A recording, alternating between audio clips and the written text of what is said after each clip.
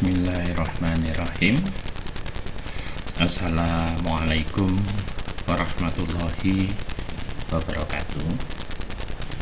Berjumpa kembali dengan saya di channelnya Mas Wik 2021. Pertemuan kita kali ini akan berbicara tentang wilayah NKRI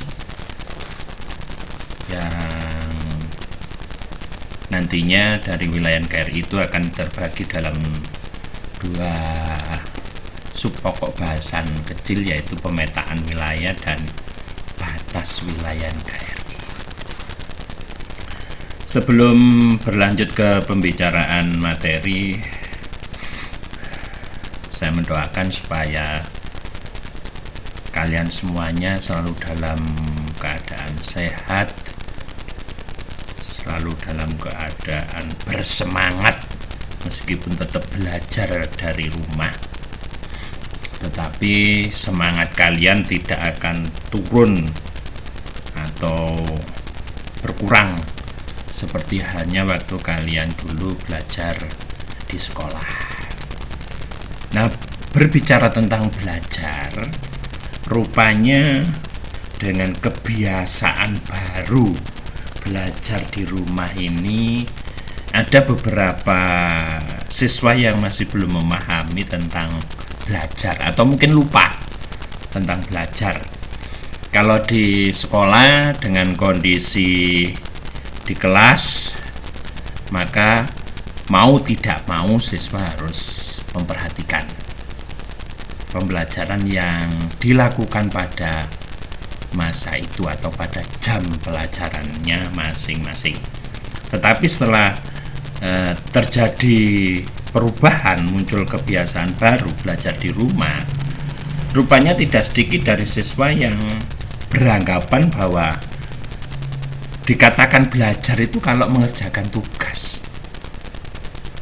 Jadi kalau misalnya seperti saya misalnya, sebenarnya apa yang saya lakukan, cara yang saya lakukan selama ini, seminggu materi, minggu berikutnya baru tugas, itu maksud saya adalah meringankan siswa. Tapi itu konsepnya belajar. Meskipun itu materi, ya kan harus tetap mengikuti. Seperti halnya kalian mengikuti di sekolah. Bukan berarti kalau materi, cuma materi aja, nanti bisa dilihat, besok bisa dilihat dan sebagainya. Tidak. Karena sudah ditentukan jamnya, maka jam itulah yang harusnya dipatuhi. Kalau ternyata misalnya saat itu saya mengirimkan video, yaitu diperhatikan. Begitu selesai video, misalnya kalian ada yang kurang jelas dan sebagainya, nah WhatsApp grup kelas kita itulah yang kita gunakan untuk komunikasi. Ada yang ditanyakan, perlu didiskusikan dan sebagainya, komunikasinya nanti kita lewat di situ. Nah, ternyata sebagian siswa menyatakan kalau materi saja itu tidak belajar. Kalau sudah ada tugas baru dikatakan belajar. Sehingga akhirnya yang terjadi penumpukan tugas. Bisa jadi tugas itu deadline-nya hari ini, kalian baru mengumpulkan 2-3 hari bahkan seminggu yang akan datang. Dikarenakan apa?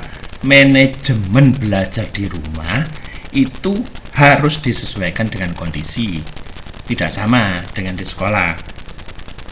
Saya yakin kalau Bapak Ibu guru sudah berusaha untuk menyampaikan yang terbaik kepada siswa semuanya. Tapi ternyata saya mendapatkan informasi, masukan, saran dari juga teman-teman kalian sendiri.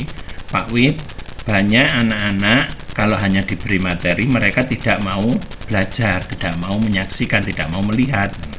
Kalau ada tugas baru mereka mengerjakan dan mengatakan bahwa ya tugas inilah belajar. Nah, ini ada kesalahan pemikiran atau konsep. Dengan motivasi hari ini, harapan saya ada sebuah perubahan pemikiran dan perilaku dari kalian semuanya. Setidaknya entah itu hanya sekedar materi atau itu materi tugas atau semuanya adalah mengarahkan kalian Untuk apa? Terus berpikir, karena belajar itu adalah berpikir, menganalisis dan sebagainya. Materi yang disampaikan itu pun juga jangan hanya diterima begitu saja, tapi kalian perlu mencermati.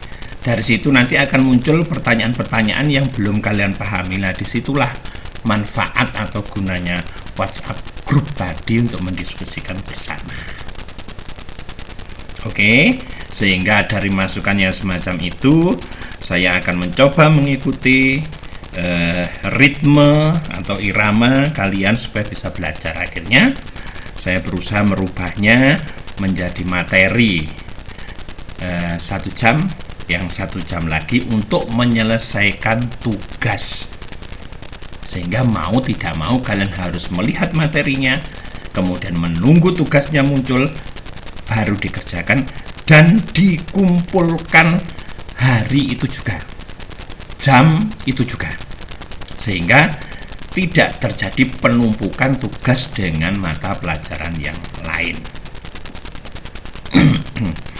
Ini kebiasaan baru yang harus segera kalian ikuti supaya kalian tidak tertinggal di dalam mengejar materi, mencapai target belajar kalian dan sebagainya. Nah, itu yang perlu saya sampaikan. Sekali lagi, tetap semangat supaya tidak terjadi penumpukan tugas. Bagaimana? Silakan di-manage dengan baik, sehingga hari Sabtu Minggu kalian bisa istirahat, kalian bisa rekreasi, kalian bisa santai, kalian bisa jalan-jalan pagi dengan keluarga kalian, sehingga kalian bisa tetap menjaga kesehatan. Nah, itu pesan saya kepada kalian semua, segera merubah model dan gaya berpikir termasuk berperilaku. Karena belajar di rumah pun juga harusnya memiliki kriteria yang sama dengan belajar di sekolah. Katakanlah misalnya di rumah kalian nonton video, bolehlah tidak berseragam tapi dengan pakaian rapi, rambut yang rapi, sudah mandi, bersih, ganteng, cantik. Nah, maka di situ nanti cara menerima materi kalian pun juga akan menjadi cara menerima materi yang bagus, yang cantik, dan yang ganteng juga. Dan hasilnya pun saya yakin pasti akan maksimal. Oke, kita mencoba untuk belajar masuk ke materi kita tentang wilayah NKRI. Jadi seperti yang saya sampaikan tadi, wilayah NKRI ini yang perlu kita pelajari ada 2 poin penting: pemetaan wilayah dan batas wilayah. Kita lihat. Sebelumnya perlu saya ingatkan untuk menyambungkan materi yang minggu lalu. Materi minggu lalu kita sudah berbicara tentang pasal 25A Undang-Undang Dasar Negara Republik Indonesia tahun 1945 tentang wilayah negara kesatuan, wilayah NKRI. Nah, di dalam pasal ini diamanahkan kepada bangsa Indonesia. Bangsa itu adalah warga negaranya. Jadi pasal 25 mengamanahkan kepada warga negaranya seperti ini. Negara Kesatuan Republik Indonesia adalah sebuah negara kepulauan yang berjenis Nusantara dengan wilayah yang batas-batas dan hak-haknya ditetapkan dengan undang-undang. Ini kemarin sudah kita bicarakan tentang Negara Kesatuan Republik Indonesia, tentang wilayahnya bentuknya apa. Nah, mengenai batas dan pemetaan wilayahnya itu ditetapkan dengan undang-undang. Undang-undang yang mana yang dituntut oleh pasal 25A untuk lahir. Jadi pasal ini butuh undang-undang penerapan. Undang-undang yang diharapkan lahir dari pasal 25A Undang-Undang Dasar Negara Republik Indonesia tahun 1945 adalah Undang-Undang Nomor 43 tahun 2008. Ingat ya, jadi undang-undang ini lahirnya adalah melaksanakan tugasnya pasal 25A. Bicara tentang apa? Tentang wilayah negara. Apakah sebelum ini tidak ada undang-undang, Pak? Ada. Tetapi undang-undang yang muncul sebelum tahun 2008 hanya mengatur tentang perjanjian bilateral dua negara antara Indonesia dengan negara tetangga untuk mengatur tentang batas wilayah dan sebagainya. Nah, munculnya Undang-Undang Nomor 43 tahun 2008 ini mempertegas lagi tentang wilayah kita. Apa poin-poin pokoknya? Poin-poin pokok yang terdapat di dalam Undang-Undang Nomor 43 tahun 2008 ini ada 6 poin pokok. Yang satu tentang ruang lingkup wilayah. Yang kedua hak berdaulat negara. Yang ketiga kewenangan pemerintah. Yang keempat kelembagaan penanganan kawasan perbatasan. Yang kelima keikutsertaan masyarakat. Dan yang keenam adalah larangan dan sanksi. Minggu lalu sudah saya sampaikan, segera pelajari, buka undang-undang ini, dilihat undang-undangnya, silakan browsing. Pasalnya juga tidak terlalu banyak untuk mengetahui apa yang dimaksud ini.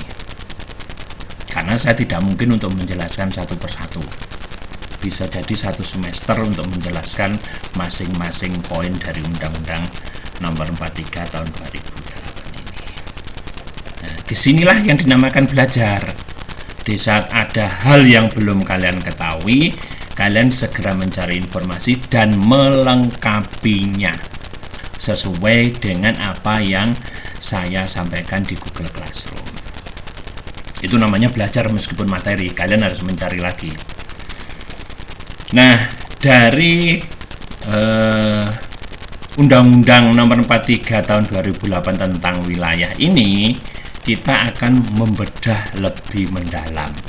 Yang dimaksud wilayah Indonesia itu yang mana sih? Nah, kalau kita melihat petanya, inilah wilayah Indonesia. Nah, ini ada batas-batasnya.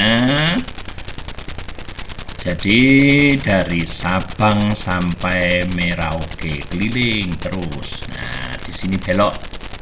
Nah, sebagian masyarakat mengatakan ini Pulau Semar karena memang bentuknya semar tapi menghadapnya yang tidak sama gitu.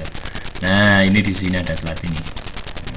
Ini wilayah Indonesia kalau kita lihat dari peta dunia. Nah, kita akan melihat pemetaannya.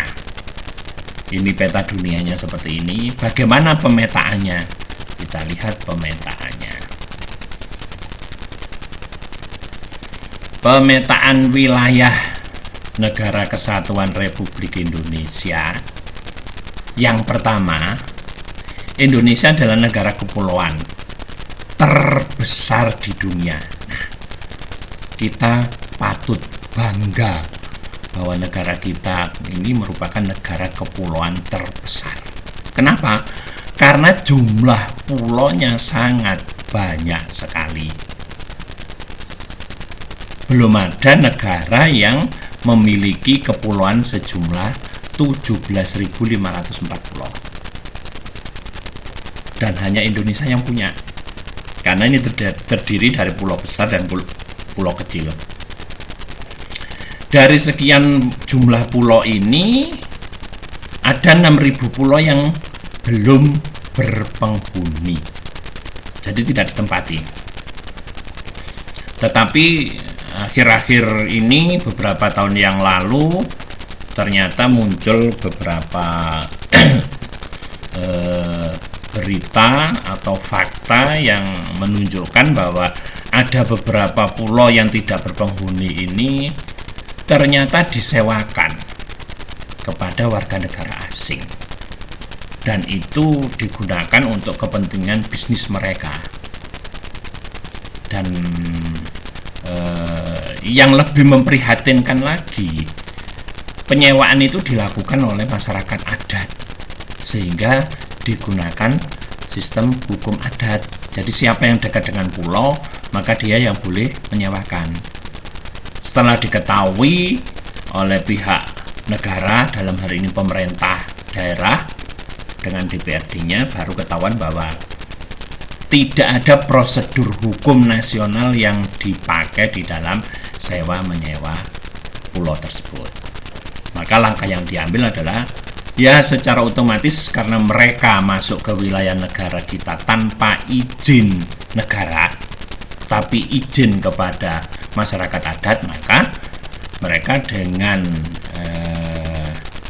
berat hati negara kita, bangsa pemerintah kita memulangkan mereka. Karena apa? Itu adalah wilayah kita, itu adalah kekuasaan Indonesia. Nah, mudah-mudahan hal itu tidak terjadi lagi di negara kita, dan mudah-mudahan warga negara Indonesia yang berada di sekitar pulau-pulau yang kosong itu memiliki kesadaran yang tinggi untuk tidak menyewakan dengan seenaknya. Nah, karena itu sebenarnya merupakan aset negara. Kalau toh disewakan harus prosedur ketatanegaraan dan hukum pemerintahan yang benar, maka itu akan menjadikan tambahan bagi devisa negara. Nah, ini tentang pemetaan yang pertama. Pemetaan yang kedua, ini posisinya, posisi koordinat negara kita. Ada 6 derajat lintang utara dan seterusnya, dilintasi garis khatulistiwa. Nah, ini yang luar biasanya negara kita ini dilintasi garis khatulistiwa, sehingga kita memiliki iklim tropis, tidak memiliki iklim ekstrim seperti negara-negara yang tidak dilintasi garis khatulistiwa. Kita cuma punya musim kemarau dan musim penghujan saja. Apa jadinya kalau misalnya negara kita ini tidak dilintasi garis khatulistiwa? Ya, yang jelas kita akan sama dengan negara yang memiliki 4 musim itu. Kita akan mengalami musim gugur, kita akan mengalami musim panas dan sebagainya. Nah, di sana mereka yang sudah berpuluh bahkan mungkin beratus tahun ya nyaman-nyaman saja gitu. Tapi sementara dengan kondisi kita yang ada di garis khatulistiwa ini ternyata membawa berkah yang luar biasa. Nah, tinggal bagaimanakah penanganan dan pemanfaatan ini dengan baik.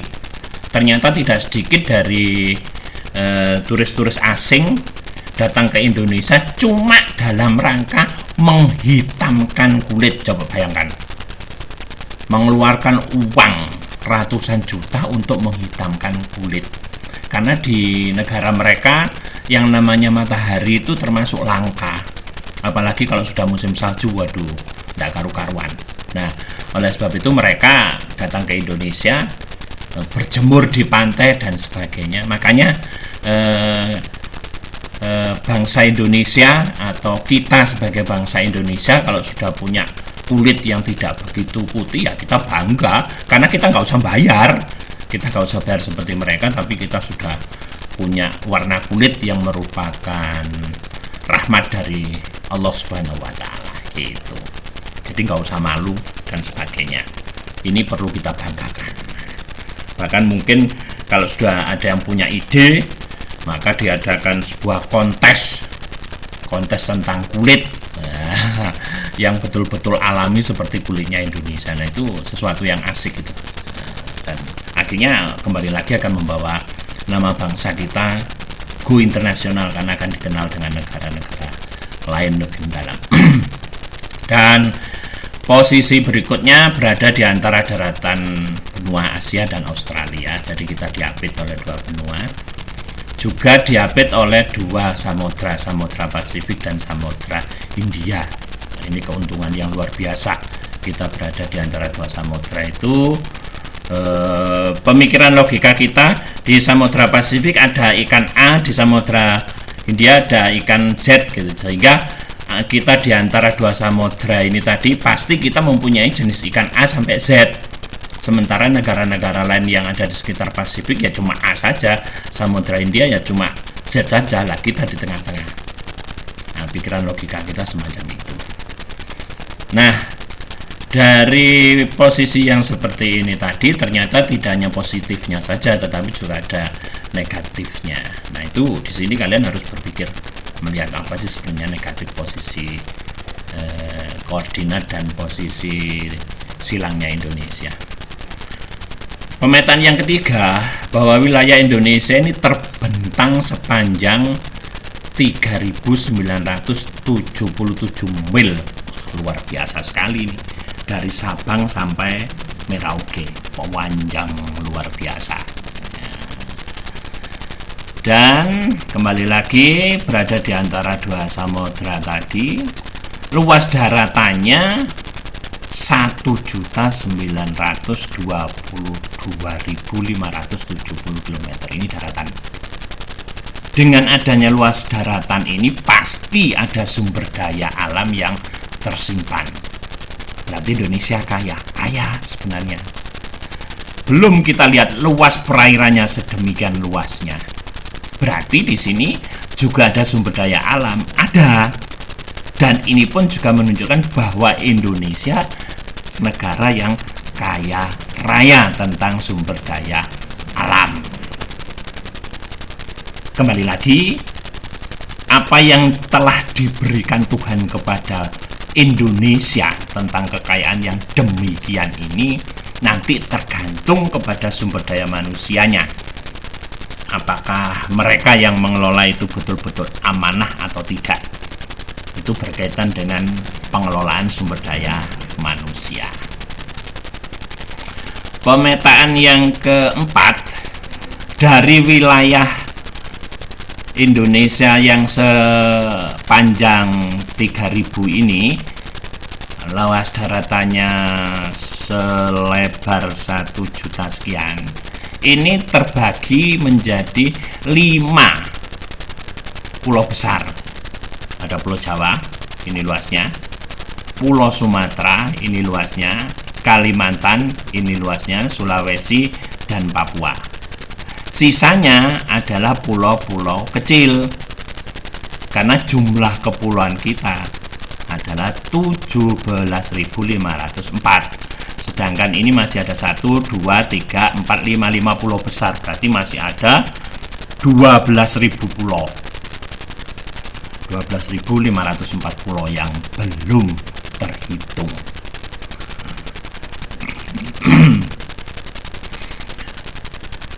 Nah, dengan kondisi yang demikian ini tadi, maka kalian perlu berpikir menganalisis apa ya keuntungan dan kerugiannya dengan adanya luas wilayah yang seperti ini dan sebagainya. Karena sementara ini yang namanya masyarakat yang berada di Jawa itu mereka lebih suka di Jawa. Kalau disuruh bekerja atau ditugaskan bekerja keluar Pulau Jawa, mereka agak enggan. Dengan berpikir yang macam-macam, yang sudah berangan-angan ini itu dan sebagainya, akhirnya mereka tidak berangkat. Padahal pada masa Orde Baru dulu terjadi program yang namanya transmigrasi, memindahkan dari pulau yang padat penduduk dari Jawa dipindahkan ke Sumatera, Kalimantan, Sulawesi, dan Papua. Sehingga terjadi pemerataan, pemerataan pembangunan, pemerataan dari pendidikan dan sebagainya, semua bidang artinya terbagi seperti itu. Nah, sekarang ini kondisinya di Jawa masih tetap penuh, terpadat sudah. Makanya sampai pemerintah berinisiatif bahwa ibu kota negara akan dipindahkan ke Kalimantan. Ini salah satu solusi untuk mengurangi kepadatan di Pulau Jawa. Dengan demikian nanti akan konsentrasi terpecah Kalimantan. Bisa jadi nanti akan muncul ide baru, ibu kota negaranya di Kalimantan, tempatnya para menteri atau kantor kementerian di Sumatera, demikian seterusnya. Sehingga 5 pulau besar ini akan ditempati oleh lembaga negara kita masing-masing. Maka otomatis mau tidak mau di sana harus terjadi persebaran atau penyebaran penduduk dengan merata. Yang berikutnya, pembagian lahan yang ini tadi terbagi seperti ini. pertanian 10%, perkebunan 7%, padang rumput 7%, hutan dan daerah berhutan ini ada 62%. Ini yang besar. Ini banyak sumber daya alamnya di hutan dan daerah berhutan, termasuk binatang-binatang yang sekarang ini dikatakan sebagai binatang langka, itu ada di hutan dan daerah berhutan. Kemudian lainnya sebesar ini dengan lahan irigasi seluas 45.970 km. Pemetaan yang terakhir adalah sumber daya alam Indonesia. Ada minyak bumi, timah, gas alam, nikel, kayu, bauksit, tanah subur, batu bara, emas, perak, dan mungkin masih banyak ditemukan lagi tentang sumber daya alam, dan mungkin juga masih banyak yang belum ditemukan. Yang terpenting adalah pengelolaannya sebenarnya. Setelah ditemukan bagaimana pengelolaannya, bagaimana melibatkan warga negara Indonesia sendiri untuk mengelola sumber daya alam. Ini tentang pemetaan wilayahnya. Nanti kalau ada yang kurang jelas, silakan kalian bisa diskusi dengan saya di WA Group. Yang berikutnya tentang batas wilayah. Batas wilayah NKRI itu ada yang batas berdasarkan mata angin, barat, utara, timur, dan selatan. Di sebelah utara Indonesia ini berbatasan dengan Malaysia, Singapura, Palau, Filipina, dan Laut Cina Selatan. Kemudian di sebelah selatan Indonesia berbatasan dengan Timur Leste, yang ini dulu menjadi wilayah kita, tapi karena kebijakan pemerintah pada saat itu presidennya almarhum Pak Habibie, mereka diberi kebebasan untuk melepaskan diri dari Indonesia dengan melakukan jajak pendapat, sehingga mereka menyatakan merdeka menjadi negara sendiri. Kemudian ada Australia, Samudra Hindia. Nah, dengan berdirinya Timur Leste, maka negara Indonesia yang sangat mepet dengan negara Malaysia, kemudian dengan negara Timor Leste, dan satu lagi ada negara Papua. Nah, ini mepet sekali negara ini dengan kita. Batas dengan ketiga negara ini, Malaysia, Timor Leste, dan Papua ini, ada yang hanya menggunakan patok. Indonesia dengan Malaysia itu hanya menggunakan patok-patok saja. Jadi dibuat semacam cor gitu, ditancapkan, di sana ditulis RI berapa kilo, jadi itu wilayah Indonesia sekian kilometer gitu. Kalau dengan Timor Leste sudah ada perbatasannya, perbatasan yang memang dibuat saat itu menunjukkan masuk keluarnya Indonesia ke Timor Leste dan Timor Leste ke Indonesia. Meskipun realnya di sana ya karena mereka dulu adalah saudara, jadi ya keluar masuk sekitar perbatasan itu dianggap sebagai keluarga, ya mereka biasa saja, tidak perlu memakai paspor maupun visa, kecuali kalau sudah keluar atau masuk jauh ke wilayah yang lainnya. Di sebelah barat Indonesia berbatasan dengan Samudra Hindia, di sebelah timurnya tadi dengan Papua dan Samudra Pasifik. Ini batas wilayah kita. Ternyata batas wilayah Indonesia yang demikian ini, yang sudah ditentukan seperti yang saya sampaikan tadi di undang-undang sebelum munculnya Undang-Undang 43 tahun 2008, ini sudah diatur tentang batas wilayah ini. Tetapi batas wilayah yang sudah diatur itu belum ditinjau kembali atau tidak dilakukan amandemen, sehingga sekarang ini banyak terjadi pelanggaran wilayah warga negara lain ke wilayah negara kita dengan bentuk dan model yang berbeda dari klausul yang dibuat di perjanjian bilateral dulu. Nah, sehingga dengan batas ini masih menyisakan permasalahan yang cukup banyak. Adanya pelanggaran batas wilayah, personil yang menjaganya masih sangat kurang sekali dengan wilayah yang demikian luasnya, peralatan atau teknologi untuk melakukan pemantauan, menjaga perbatasan kita, belum lagi sarana prasarana jalan dan sebagainya, ditambah lagi dengan budaya masyarakat yang ada di sekitar perbatasan. Nah, saya ambil contoh misalnya, masyarakat yang berbatasan dengan Malaysia ini sudah di sana kehidupannya sudah mengikuti budaya yang ada di Malaysia. Mereka lebih dekat dengan Malaysia karena belanja dan sebagainya ke Malaysia ya tidak usah pakai visa maupun paspor, ya sudah belanja gitu aja. Karena apa? Kalau dari pusat pemerintahan kita, pemerintah daerah yang ada di Kalimantan sana untuk menuju ke perbatasan, misalnya di daerah Nunukan itu jauhnya bukan main, juga transportasinya sangat terbatas, sehingga mereka kalau menunggu datangnya kiriman dari pemerintah daerah ke tempat mereka bisa jadi 1 minggu, 1 bulan gitu, belum tentu datang. Tapi kalau ke Malaysia setiap hari mereka bisa jalan-jalan ke sana. Nah, kalau ingin merasakan itu silakan Sabtu atau Minggu kalian rekreasi ke daerah Nunukan sana, merasakan sebagai orang perbatasan, kemudian buktikan masuk ke Malaysia dan sebagainya. Oh, ternyata ini Malaysia. Nah, itu perlu itu diadakan survei supaya tidak hanya sekedar teoritis saja, kalian bisa memahami dan bisa merasakan bagaimana berada di perbatasan itu gitu. Nah, sehingga masih banyak atau bergudang-gudang masalah, beribu-ribu masalah perbatasan Indonesia dengan negara lain yang belum terselesaikan.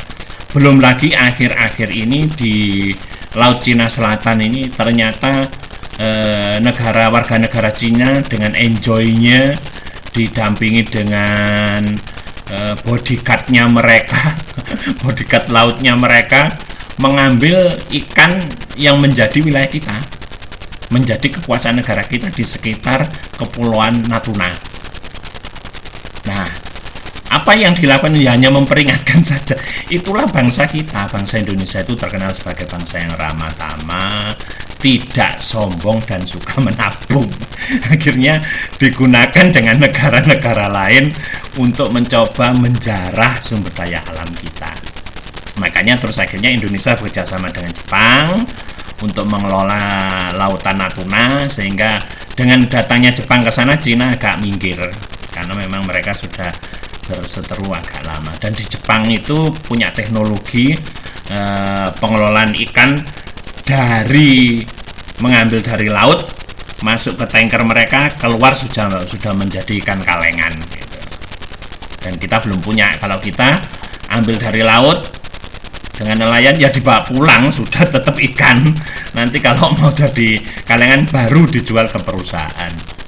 Paling bagus ya mereka hanya menjadikan ikan asin gitu. Nah, ini batas wilayah Indonesia dengan sedang permasalahan. Kalian perlu berpikir lagi tentang permasalahan-permasalahan yang muncul di sekitar batas wilayah negara kita dengan negara lain. Ini penjelasan saya tentang pemetaan dan batas wilayah. Sekali lagi tadi saya katakan bahwa ada materi dan juga ada soal ya. Kemudian batas yang dari darat, laut, dan udara. Ini batas daratan. Seperti yang saya katakan tadi, ada yang berdekatan berupa hutan, gunung, bentangan daratan lain. Terus tadi ada patok, ada batas berupa pagar kawat berduri, ada yang berupa batas yang sudah betul-betul jadi gitu. Kemudian batas udara, ada batas horizontal dan vertikal. Ini tidak perlu saya paparkan, kalian nanti harus mencari informasinya. Kemudian batas lautnya ada laut teritorial, landas kontinen, dan zona ekonomi eksklusif. Ini juga harus menjadi pemikiran kalian sehingga kalian betul-betul belajar. Saya hanya sekedar menyampaikan informasi secukupnya saja. Ini materi yang bisa saya sampaikan untuk pertemuan kita kali ini. Ada kurang lebihnya, mohon maaf yang sebesar-besarnya. Saya berusaha untuk mengikuti saran-saran kalian sehingga tentunya setiap apa yang saya sampaikan setiap pertemuan silakan diberi komen di WA grup apa yang harus saya lakukan berikutnya, dan seterusnya. Untuk perbaikan kita bersama, untuk selalu menjadi warga negara yang peduli kepada wilayahnya. Dan ingat, NKRI harga mati, tidak bisa ditawar lagi. Ini tugas yang perlu kalian selesaikan. Ini juga sudah saya upload di Google Classroom di bagian tugas. Nantinya kalian kerjakan, kemudian dikumpulkan sesuai dengan informasi yang ada ini. Mohon maaf, ini nomor 1, 2 nya dan informasi nanti dilihat soalnya. Soalnya nomor cuma 3, 1, 2, dan 3.